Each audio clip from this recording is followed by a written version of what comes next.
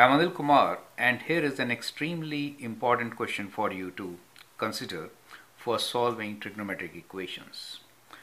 Question here is, simplify and state restrictions on the expression. So we are beginning with an expression, right? Because equation has two parts of expressions which are equated together. Let's first understand each expression. Question here is, simplify and state restrictions on the expression, which is sine 2x divided by 1 minus cos 2x, where x is between 0 to 2 pi. So let's do both the parts one by one. We'll first simplify it and then we will write down the restrictions. You can pause the video and do the needful. Now let's start with sine 2x. Sine 2x can be written as 2 times sine x cos x, right? So we can write this as 2 times sine x cos x. And cos 2x could be written as, there are three ways to write cos 2x, right?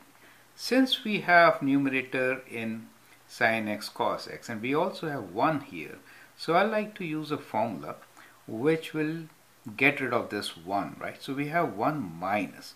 So if I use the formula 1 minus 2 sine square x, for example, then 1 and 1 will cancel out and we'll get a simplified form. Do you get the idea, right?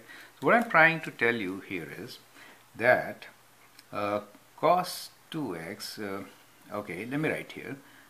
We'll use this space later. Cos 2x could be written as cos square x minus sine square x. It could also be written as 2 cos square x minus 1 and also as 1 minus 2 sine square x. Now the question which most of the students will ask is which one to use when? Now that is what I'm going to highlight here. We have 1 here and minus something. So I'm using this particular form since I can simplify the denominator. That's what I want to emphasize on. So, and that is going to help you a lot. So let's now open this bracket in the denominator. So we can write this as sine x cos x divided by 1 minus 1 is 0. Do you get the point? And then minus of that makes this 2 sine square x. I hope now that's absolutely clear. So it helps to simplify. If I would have used this form, then I would have got what? 2 minus 2 cos square x, and it would have taken me longer to simplify. It's not that we can't solve it, but it takes longer. So now this cancels out and that also cancels out. So we are left with cos x over sine x, which is indeed tan x, cotangent x, correct? So that is a simplified form of the given expression. Now let us find restrictions. Restrictions means that the denominator cannot be 0, right? That leads to restrictions. Whenever you're solving equations, you have to consider restrictions. So that means 1 minus cos 2x should not be equal to 0. If it is 0, dividing by 0 is undefined. Solving this, we get cos of 2x should not be equal to 1, right? So now when will cos of 2x be 1?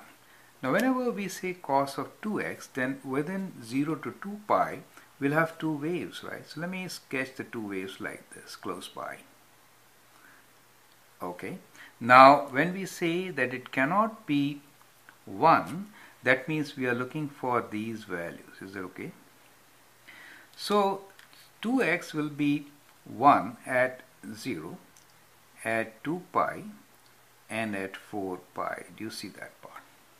One way is to look into this in this fashion. The second way is consider the domain for your restriction. The domain is that x should be greater than equal to 0 and less than equals to 2 pi. How about 2x? You have to multiply everything by 2. So you get 0 less than equals to 2x less than equals to 4 pi. I'm deliberately taking my time to make you understand each point here, since this is one of my first videos on trigonometric equations, and I want to make you understand that we have to take care of restrictions, we have to take care of domain while answering our questions, correct? So what we get here is cosine of 2x is not equal to 1 for 3 values, okay? So that means 2x is not equal to 0, 2 pi or 4 pi. Is that okay?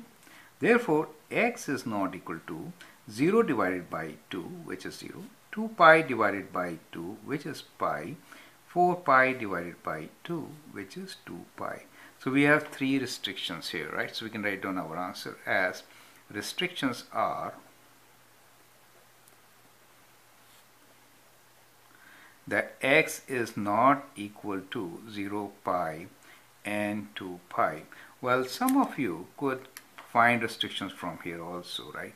Since we have simplified form sine x is equals to 0, and well, this also, let me sketch it, it helps to understand. So within 0 to 2 pi, it has 3 zeros, correct? Which are at 0, pi and 2 pi, right?